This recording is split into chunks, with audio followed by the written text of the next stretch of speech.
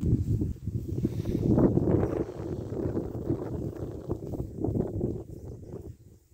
आपण चाललोय नवीन हिर बांधाय घालली तिकडं. तिथं काम झालंय पूर्ण. तर चला भाऊ कशी झाली हिर.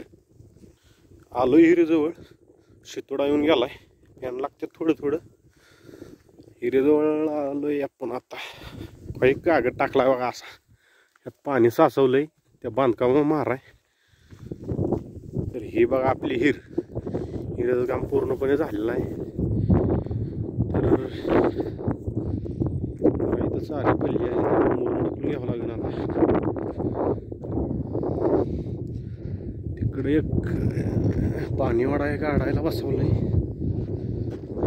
हिरीच्या जवळ काय जाता येत नाही.